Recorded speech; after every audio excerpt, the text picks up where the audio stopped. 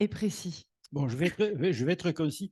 D'abord, je vais vous parler quand même du projet lui-même, parce qu'en fait, il s'avère qu'il y a très peu de gens dans la région qui le connaissent. Il faut savoir que la presse Bailey n'a jamais rien relayé à son propos, si ce n'est pour dire que c'était un projet absolument extraordinaire, mais ça me parlait vraiment de sa réalité. La presse nationale en a peu parlé. Pour mémoire, il y a eu un article dans Le Monde qui aurait été très bien s'il n'avait pas reçu des coups de ciseaux. Quand on le lit, il y a des phrases qu'on ne comprend pas très bien, parce qu'il a été, à un moment donné, il y a eu de la censure sur cet article. C'est la journaliste qui me l'a raconté. Il y a eu un projet d'article dans un journal de gauche. Le correspondant régional de ce journal a fait un article de 2 pages qui n'a jamais été publié. Alors, il se trouve qu'à ce moment-là, le directeur de ce journal faisait une série de conférences avec Carole Delga. Alors, je ne sais pas s'il y a eu une relation entre les deux choses, mais donc, vous voyez un peu dans quoi on peut baigner sur ce projet. Donc, on commence par Bienvenue à Port-la-Nouvelle. Alors, ça, c'est la page d'accueil du site de la commune, hein, Bienvenue à Port-la-Nouvelle, avec le phare, on l'appelle le phare rouge, qui est l'identité visuelle de la commune, et pas que l'identité visuelle, qui était jusqu'à récemment, était un lieu fréquenté 365 jours par an, 24 heures sur 24, par les gens qui venaient contempler la mer. On a dessous une fresque qui est à l'entrée de la ville, donc qui reprend cette identité visuelle avec l'ouverture sur la mer. Et on passe à la diapo suivante. Donc, on a 3 ports de commerce dans la région. On a 7 Port-la-Nouvelle et Port-Vendre. Port-Vendre qui est spécialisé sur les fruits et légumes, qui en fait est un petit port. D'ailleurs, on aurait pu aussi parler des projets portuaires sur Port-Vendre, parce que c'est pas mal. 7 qui nous accueille aujourd'hui, et Port-la-Nouvelle qui est au milieu. Puis on a le gros complexe Fox-Marseille qui en fait n'est pas très loin. Et on passe à la suivante. La ville et le port historique, on va voir ce que c'est. Donc, toute la partie qui est en bas, donc qui est au sud, c'est la ville actuelle. C'est une photo de 2017, je crois, de Géoportail. Et la partie qui est il y a le chenal, qui est donc le port historique. Hein. Et là, au-dessus, on a, tu peux cliquer parce qu'il y a les explications. Voilà, on a des dépôts pétroliers et gaz. Vas-y, continue. On a un dépôt d'alcool. Vas-y, continue. La plage de la Vieille Nouvelle, dont on a parlé tout à l'heure, qui est soumise à érosion. Et on continue. La darse de pêche, qui date de 62.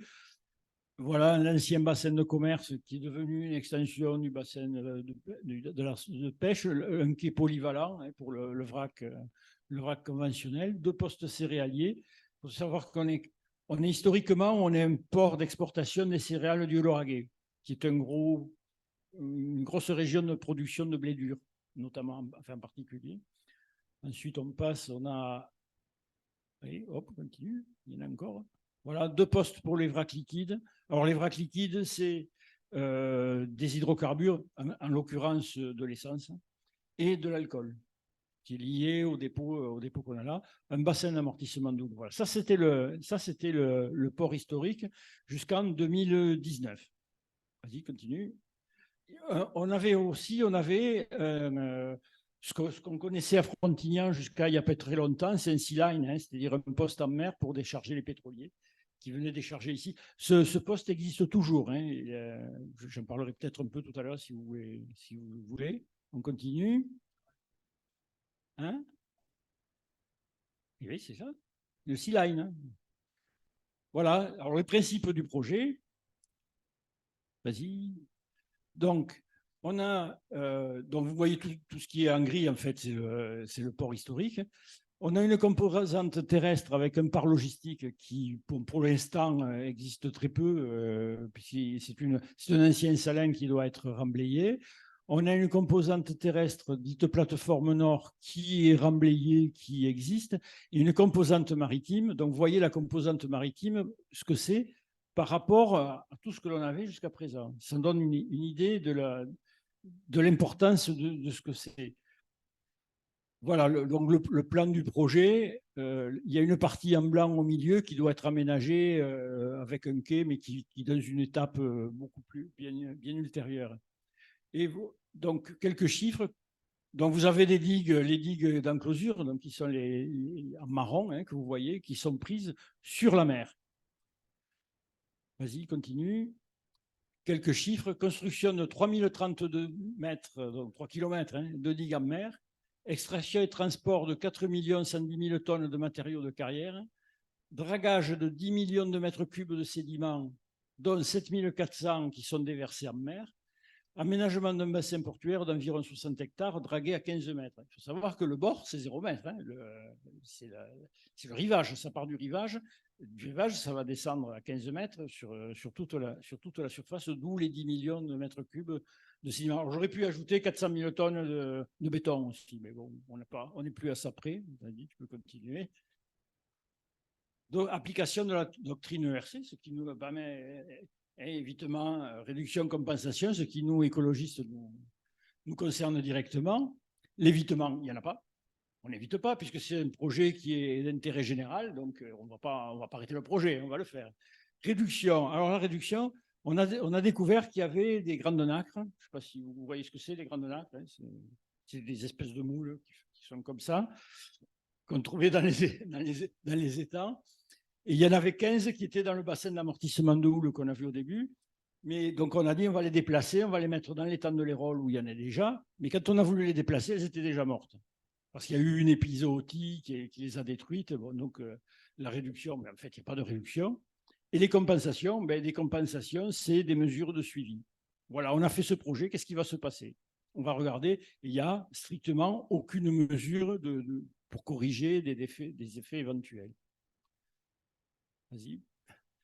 Donc, les effets qui sont attendus, c'est la destruction de centaines d'hectares de fonds marins. Parce que quand on parle de la destruction des fonds marins, ce n'est pas que les bassins, c'est aussi tous les sédiments qu'on va verser en mer, qui vont faire une couche uniforme sur le fond. Et ça doit représenter à peu près 200 hectares en tout, un peu plus de 200 hectares de fonds qui sont détruits. La réduction en volume des échanges mer-étang. Il faut savoir que donc, derrière, on a l'étang de Bages-Sigean, qui est le seul étang de la région qui soit dans une dynamique de restauration, c'est-à-dire pour atteindre le bon état écologique. Et cet étang n'a comme liaison avec la mer que le gros constitué par le port. À partir du moment où on rallonge le chenal et où on modifie même sa géométrie, on modifie toute la courantologie à l'intérieur et on a un très gros risque de modifier même les volumes même d'échange entre la mer et l'étang. Donc, modification probable de la dynamique lagunaire. Ensuite, en corollaire, la perturbation des migrations, parce qu'il y a plus de turbidité. Alors, la migration des poissons, c'est des loups, des dorades, des anguilles, etc. Plus les petits poissons.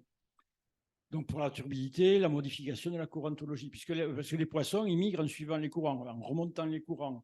Et vous savez, ils migrent en fonction des différences de salinité, en fonction des différences de température. Ils vont en mer, ils vont en étang, etc. Puis la ressource alimentaire disponible. Ensuite, modification du trait de côte, avec en particulier un fort recul de la plage de la Vieille Nouvelle. On a vu que la plage de la Vieille Nouvelle, alors c'est pas un oxymore, Vieille Nouvelle, c'est pas... La nouvelle, c'est le passage. Donc, il y a l'ancien passage, qui est la Vieille Nouvelle, et puis le passage actuel, qui est de la Nouvelle. Donc, à partir du moment où on barre le littoral, où on fait une digue qui avance de 2 km dans la mer, à l'arrière, on crée un gir qui va éroder la plage. C'est mécanique, hein. D'ailleurs, ça a été démontré même dans le dossier d'études d'impact. Hein. Mais bon, c'est comme ça. Et enfin, modification profonde de l'image urbaine, c'est ce qu'on va voir, parce que je vous ai montré l'identité visuelle de la ville. On va voir ce qu'elle est devenue. Vas-y, continue. Alors, il y a eu une étude d'impact, elle a été bâclée et biaisée, et en particulier l'extrait de la page 444, vas-y, montre-la. Alors, c'est un copier-coller, hein, ce n'est pas moi qui l'ai inventé. Hein. Pour rappel, il y a eu énormément à l'enquête publique d'interrogations sur, mais enfin, on va modifier les échanges mer-étang, qu'est-ce que ça va avoir comme impact sur l'étang? Réponse du maître d'ouvrage. Pour rappel, le but de l'étude n'est pas d'étudier le taux de renouvellement de la lagune, mais de montrer que le projet n'a pas d'incidence, ou bien qu'exceptionnellement. Autrement dit, on connaissait la réponse avant de poser la question. Voilà le genre d'études d'impact qu'on peut avoir sur des projets comme ça. Allez, on continue. J'essaye d'être le plus concis possible. Alors, une nouveauté sur le port dont il a été beaucoup question. Vas-y, tu une image. L'éolien offshore flottant. Bon, on en a beaucoup entendu parler. Ça s'appelait aux écologistes, hein, les énergies renouvelables.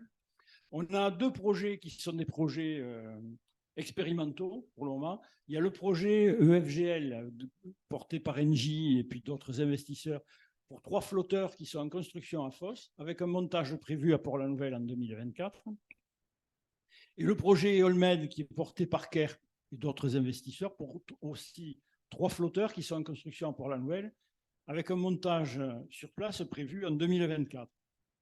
Mais en parallèle, vous savez que l'État a lancé les procédures pour un développement commercial. C'est-à-dire qu'on ne connaît pas le résultat de l'expérimentation, mais on part déjà sur le reste. Et les appels d'offres sont prévus en 2025, même si les procédures ont déjà commencé, pour plusieurs dizaines de machines qui seraient implantées sur divers sites du golfe du Lion. Alors, je ne sais pas s'il y en a qui ont suivi tout le débat public sur le développement commercial qui a eu lieu il y a 2 ans, pas tout à fait. Vas-y, on continue. Voilà les. On nous a beaucoup dit, on a lancé le projet, puis tout d'un coup, on nous a dit, mais attendez, c'est un projet qui est écologique, puisqu'on va, grâce à ce projet, on va pouvoir construire des éoliennes offshore. Je te vois, non, déjà, il y en a la moitié qui sont construites à Fos et pas la nouvelle. Hein, donc, c'était.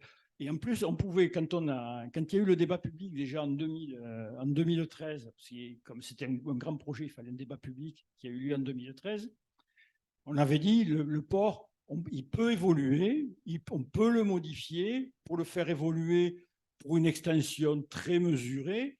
Et ce qu'on disait, c'était qu'on pouvait construire un quai à cet endroit-là, qui est celui où on construit les éoliennes, avec un ouvrage de protection dans la mer, qui était un ouvrage relativement léger par rapport aux 3 km de digue qui sont en construction. Donc voilà les premiers flotteurs qui sont en construction sur le quai. C'est les flotteurs et Olmed. J'ai pris la photo dans la semaine, donc c'est actuel, c'est comme ça. Vas-y, Donc, la transition énergétique, ce serait aussi la production d'hydrogène vert, puisqu'on a, on a un projet d'usine de production d'hydrogène. C'est toujours la transition énergétique. Vas-y, tu peux montrer. Donc, c'est une petite usine de production qui a une puissance installée de 46 MW, 46,5, ce qui représente quand même pas, si c'est vert, ça doit marcher avec ou des éoliennes ou du photovoltaïque, ça fait quand même une sacrée puissance, avec un objectif de production qui est de 6 à 7 000 tonnes par an. Alors c'est un méga projet. Il faut savoir qu'actuellement, la consommation d'hydrogène en France, c'est environ 900 000 tonnes. Donc, si on veut couvrir ne serait-ce que les besoins actuels en hydrogène, vous voyez le nombre d'usines comme ça qu'il nous faut et la quantité d'éoliennes qu'il nous faut rien que pour le produire. L'alimentation électrique, elle se fait par le réseau RTE. Donc le réseau RTE, on sait ce que c'est. C'est pas de l'énergie renouvelable. C'est d'abord du nucléaire à 70%. Mais la justification du qualificatif vert, ça va être d'abord une ferme photovoltaïque de 3 hectares. Donc, vous voyez ce que ça peut produire par rapport à la consommation de l'usine. Et puis, le reste, ça va être des contrats type PPA. C'est-à-dire, en fait, ce sont des contrats de compensation. C'est-à-dire qu'on va acheter des certificats à un producteur d'électricité verte au Danemark pour dire, voilà, on utilise de l'électricité verte pour produire de l'hydrogène. Et on va électrolyser. Alors là, sur la diapo, j'ai marqué 200 000 m3 par an d'eau potable. Aux dernières nouvelles, ça ne sera pas de l'eau potable, ça sera de l'eau de réutilisation de la station d'épuration de Port-la-Nouvelle. Alors, cette station d'épuration, elle produit à peu près 500 000 m3 par an. Donc, Ça veut dire que si on veut faire de la réutilisation, il va y avoir conflit d'intérêts, parce que ne serait-ce que pour irriguer les espaces verts de la commune, il va manquer d'eau, hein, par rapport à la station d'épuration. Vas-y, tu peux montrer. Alors, voilà l'image de synthèse qu'a produit le promoteur, hein, qui est Caire. Vous voyez sur le côté, là, à gauche, c'est intéressant parce que ça, c'est le dépôt d'un transporteur routier qui s'appelle Camilly, qui est spécialisé dans le transport des hydrocarbures et du gaz naturel, liquéfié, ou du gaz naturel ou du propane. Hein. En 2010, il y a un camion de GPL qui a explosé. Donc, on est à côté d'une usine d'hydrogène. Hein. Il y a un camion de GPL qui a explosé. Et de l'autre côté, il y a un morceau d'étang qui reste, qui va être un bassin de rétention. Et puis, on a une usine d'embouteillage de gaz. Là, c'est du propane. Et juste à côté, les dépôts pétroliers. Donc, on est dans un environnement très explosif. Mais bon, il paraît qu'il n'y a strictement aucun danger. On peut continuer. En plus, vous savez que l'hydrogène vert, en ce moment, il n'a plus trop la cote. On parle plutôt de l'hydrogène blanc que de l'hydrogène vert. Mais bon. Alors, il y a un autre projet qui est celui d'importer une importation massive d'hydrogène depuis Oman, qui est à 17 000 km. Ça a été annoncé. Si voilà, là, tu peux appuyer, on verra le document stratégique de la CEMOP. Il faut dire que le port n'est plus géré le port appartient à la région, il n'est plus géré par la région, il est géré par une société d'économie mixte à opération particulière. Je parle un peu tout à l'heure.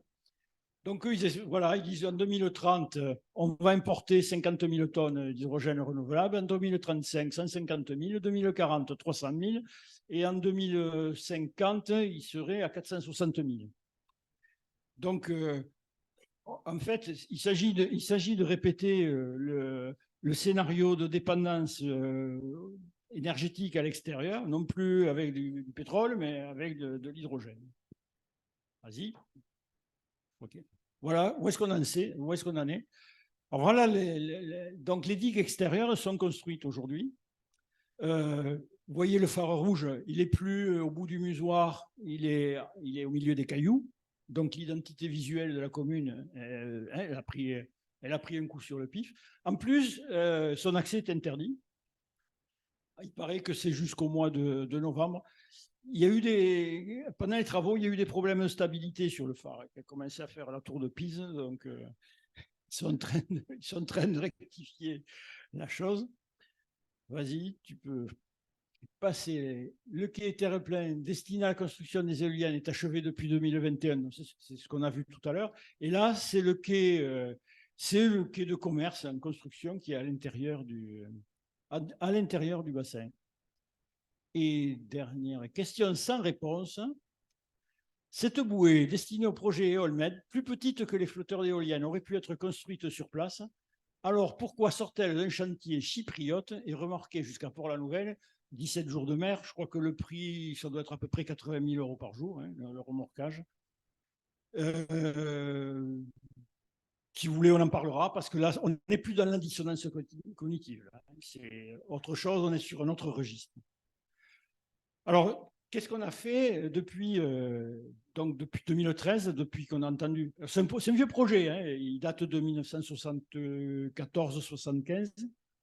Il a été sorti des tiroirs en 83, puis rangé aux oubliettes, puis ressorti dans les années 2002-2003, puis rangé aux oubliettes, puis ressorti en 2008 en catimini. Et c'est en 2013 qu'on a commencé à en entendre parler de manière sérieuse, où il y a eu un débat public sous l'égide de la CNDP, auquel on a participé. Nous, alors là, à l'époque, on n'était qu'un collectif, depuis on est devenu une association.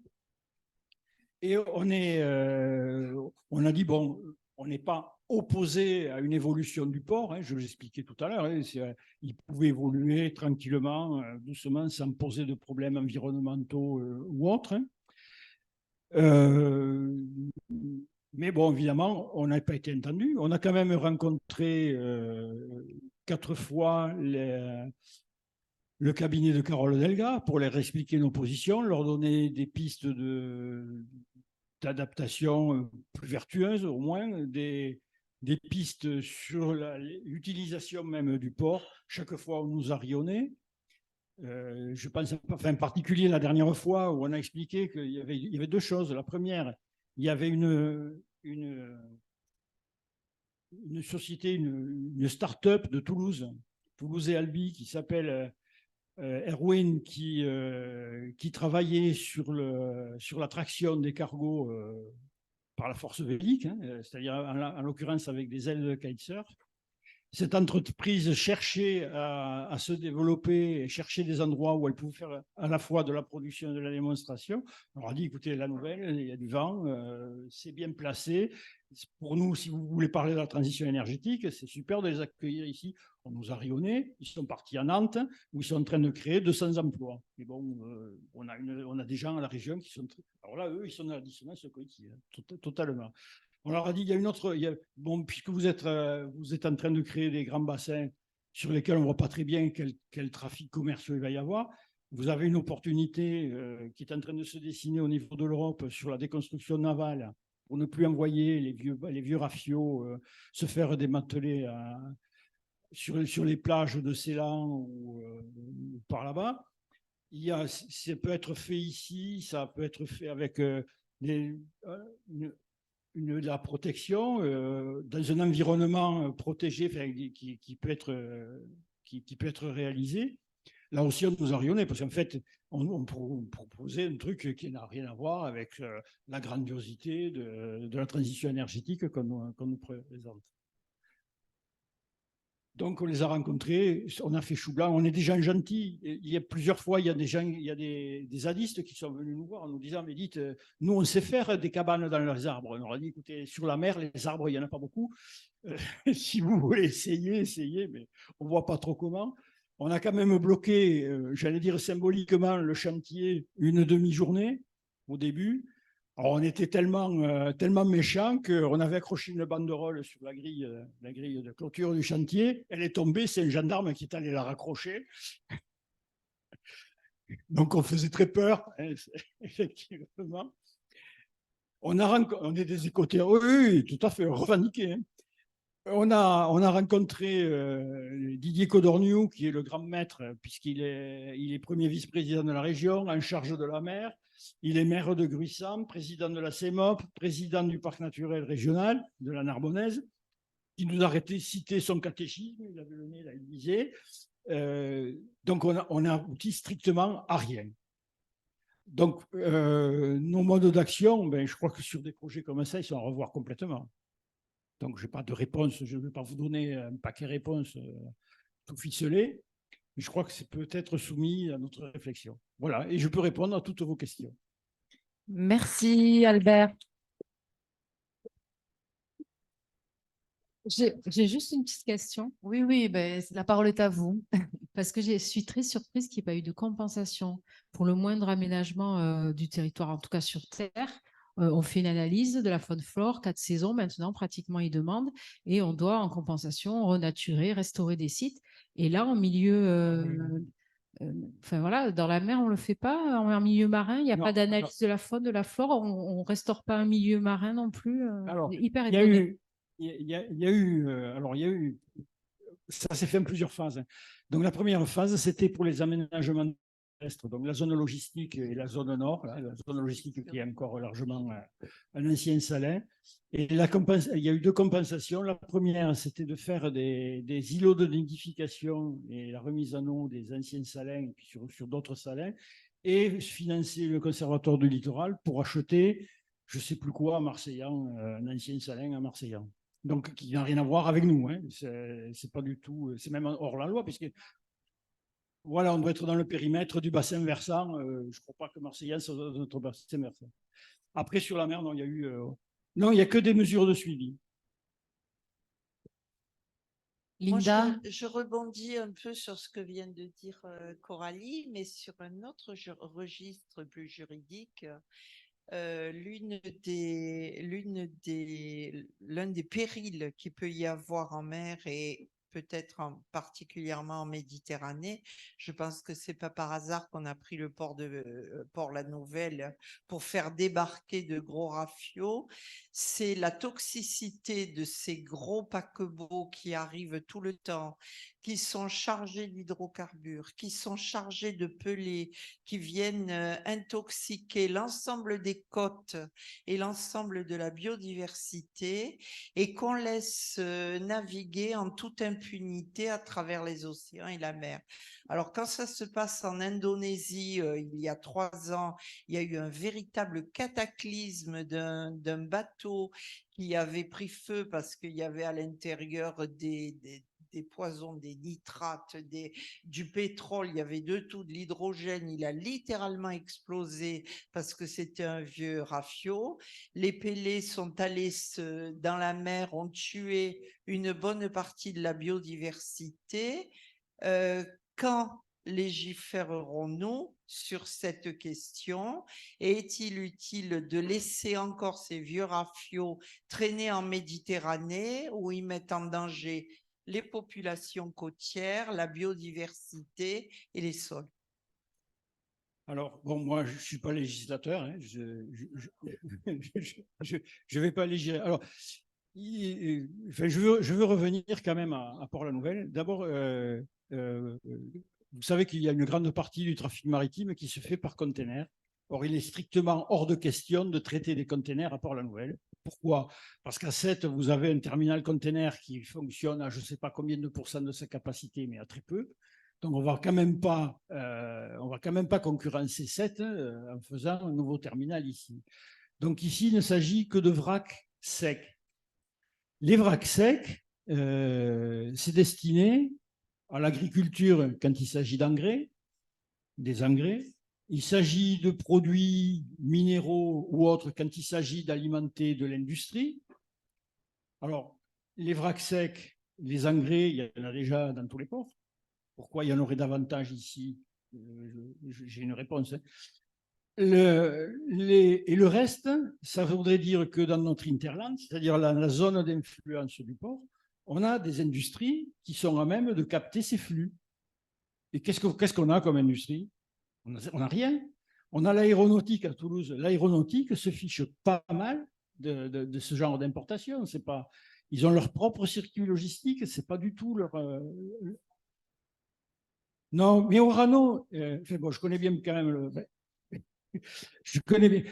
Orano reçoit à peu près, actuellement, reçoit une douzaine de containers par mois. Est-ce qu'un cargo qui transporte depuis on va dire, depuis la Russie proche, hein, c'est-à-dire depuis la Baltique, parce que ça vient surtout par la Baltique, va faire tout le tour pour venir décharger 12 containers à la Nouvelle? Non, il ne le fera pas. Enfin, ça n'a aucune justification économique. Il préfère le décharger à Dunkerque. Hein. Et après, ça vient par train. Et quand c'est du yellowcake qui vient du Canada ou de Namibie, ça arrive ou à Hambourg, hein, ou à Hambourg, ou au Havre, mais puis ça vient par train. Donc, c'est pas Orano qui va susciter des trafics.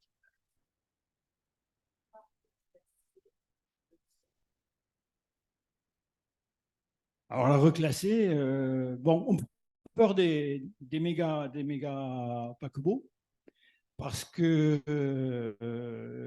ils sont dans une situation où en fait, il y a aucun modèle économique sur ces exploitations portuaires.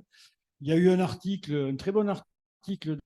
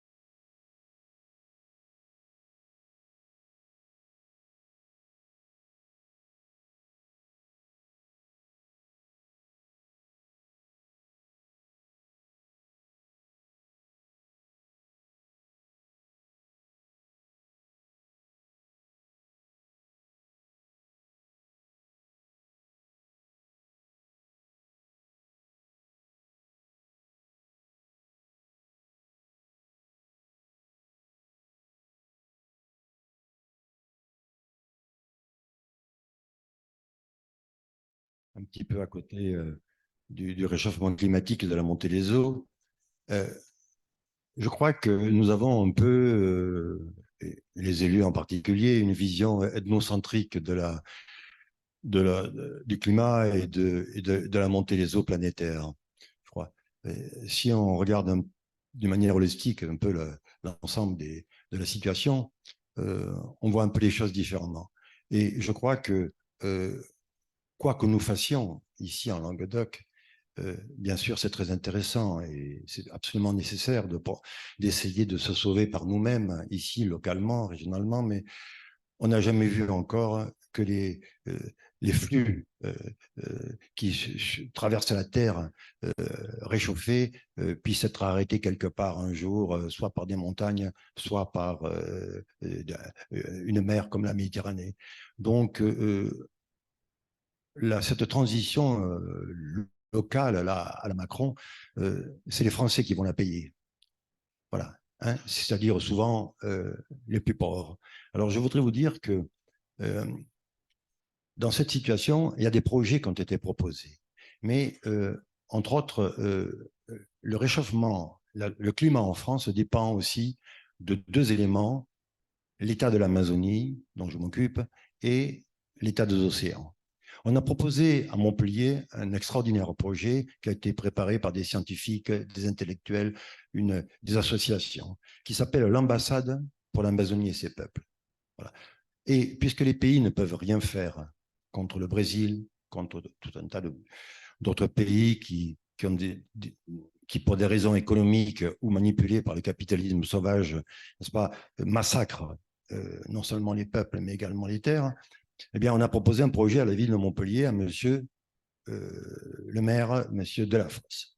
Alors, ce projet l'intéressait énormément. Il a pris l'engagement pendant la campagne électorale de réaliser ce projet. Dès qu'il a été élu, il ne connaissait plus. Alors, ce que je voudrais vous dire, c'est qu'on lui a proposé, par lettre et lettre recommandée, pendant des mois, on lui a proposé d'amender ce projet, s'il le trouvait trop d'avant-garde, ou bien de l'enrichir, s'il en avait la capacité. Il a fait ni l'un ni l'autre, et il a laissé tomber ce projet qui pouvait faire de la ville de Montpellier un projet extraordinaire. Ce projet avait été signé par M. Manu Reynaud et par d'autres écologistes d'Europe Écologie Les Verts, qui sont des amis, hein, hélas. Mais donc, ces gens ont trahi la cause. Alors, je vous dis, je me demande comment un projet à la fois écologique, climatique, culturel, économique et humaniste a pu être comme cela jeté, assassiné aux oubliettes par le seul fait d'un maire qui prétend pouvoir faire de la ville de Montpellier la capitale européenne de la culture. Je vous pose la question. Je crois que ce qui est sous-entendu, c'est que peut-être le maire de Montpellier ne serait pas un maire écologiste, mais la question reste à poser. Bonjour Christian, donc Coralie Mention, on s'était vu justement pendant la campagne et je ne sais pas si Manu Reynaud a signé le papier, en tout cas moi je sais que je ne l'ai pas signé puisque je tiens toujours parole à mes engagements et donc je ne l'avais pas signé. Donc je ne sais pas qui d'autre chez ELV avait signé ce papier, je tiens à le préciser quand même. On va peut-être rester sur le sujet qui est le littoral aujourd'hui. Alors moi j'aurais justement une question. Alors, c'est pas une question, c'est plus une remarque, encore une fois. Au simple d'esprit qui pense que la montée des eaux de la Méditerranée sera identique aux océans, pauvre ignorant, le risque majeur est que la mer quasi fermée, car ce n'est pas Suez ou Gibraltar qui donneront lieu à de la submersion, mais plutôt à une mer morte dont le taux de salinité explose, tandis que nos besoins en eau ne vont pas augmenter, ce qui arrive jusqu'à la mer. Pas d'érosion, mais des sédiments qui ne vont pas jusqu'à la mer à cause de nombreux ouvrages. Pour résoudre le souci, il faut partir de la mer et non pas de l'aval, mais que de médiocre.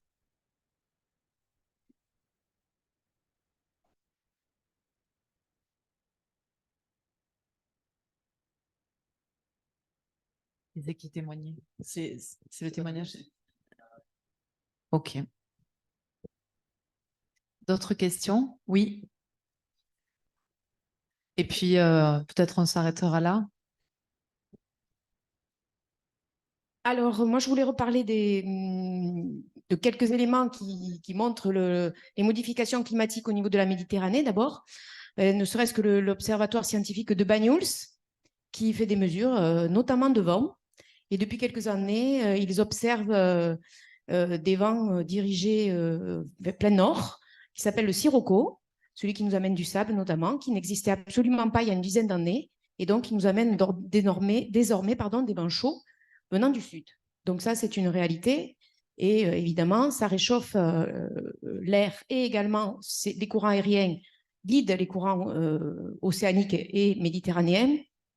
Et effectivement, le trou de Gibraltar et l'entrée dans la Méditerranée, a priori, ça amène de l'eau quand même dans la Méditerranée. Hein.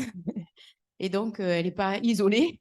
Et tout ça, évidemment, a une dynamique mondiale. On parlait de l'Amazonie tout à l'heure. Bon, je vais recentrer aussi sur la Méditerranée.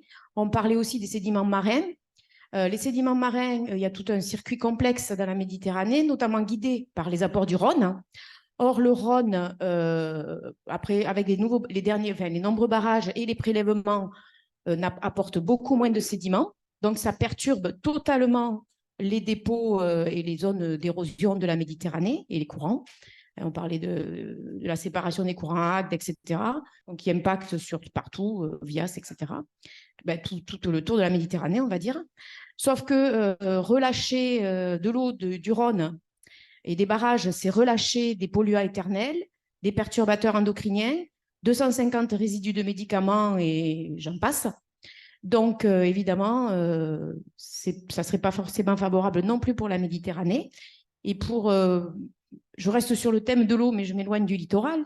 Le projet Aquadomicia qui nous apporte l'eau du Rhône, donc par contre, là, nous apporte des PCB, des polluants éternels, 250 résidus de médicaments qui sont en train d'être répandus sur nos terres, du littoral, sachant que depuis quelques années, j'ai passé un an à Lyon justement, où j'ai revu régulièrement les annonces, interdiction de consommer les œufs, interdiction de consommer les volailles, interdiction de consommer ci ou ça, parce que pollués par les polluants éternels. Donc, on est en train d'épandre actuellement avec des tuyaux d'Aquadomicia les pollutions sur les terres du Languedoc. Donc, j'attends, ça a été dit dans les 15 réunions d'enquête publique d'Aquadomicia, et on continue. Tant qu'il n'y a pas de... Et donc, ça a été voté. Aquadomicia, j'y avais travaillé contre avec Catherine Grèze à l'époque, certains l'ont connue. On a parlé de la directive européenne de l'eau. Grâce à ça, elle avait fait annuler le budget européen. Le projet ne devait pas avoir lieu.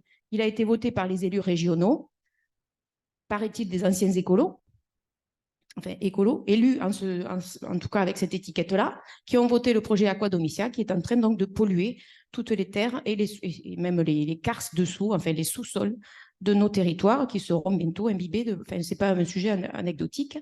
Et puis pour parler d'un autre projet aberrant, alors je ne suis pas encore sur le littoral, mais il est prévu donc sur Montagnac, une usine d'embouteillage qui va faire un forage à 1500 mètres de profondeur. Au-dessus, il y a la nappe de l'Hérault, il y a la nappe astienne qui sont en communication, c'est-à-dire que ça va siphonner toute l'eau. J'essaye de rechercher le nombre astronomique de bouteilles qui doit être produites par jour, je n'ai même pas retenu, enfin il y a plusieurs zéros évidemment. Je dirais une bêtise si je donne un chiffre. Et donc, tout ça va encore aggraver, enfin bon, ça va désertifier complètement la région, quoi. Hein. Il n'y aura plus rien. Voilà, tout le secteur, la nappe astienne, la nappe de l'Hérault, tout est en communication, et même si elles ont des noms différents, elles communiquent à certains endroits. Donc voilà, entre le littoral, l'arrière-pays et l'eau qu'on nous amène, je pense qu'il y a quand même des bons sujets de mobilisation pour agir sur tous les fronts. Voilà. Merci.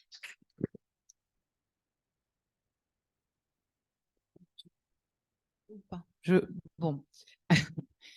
Bien, vous aurez remarqué que la voie que défendent les écologistes est une voie politique qui est difficile parce qu'on porte celle de la responsabilité. Et c'est la ligne difficile à tenir parce qu'on est amené à dire ce que peu de personnes ne veulent entendre. Et ça, c'est pas simple. Et c'est à travers vos combats quotidiens, bénévoles au sein de vos différentes instances que vous les menez. Et pourtant, c'est fondamental. parce que la réalité des bouleversements environnementaux et les menaces sur la biodiversité l'imposent. Mais nous sommes quand même confiants parce que les citoyens et les politiques éclairés peuvent répondre aux enjeux écologiques, sociaux et économiques de leur territoire. Et d'ailleurs, ce matin, pour la petite anecdote, pour rebondir sur votre intervention, en conseil politique, on a décidé de mener une action par rapport à ce qui se passe à Montagnac.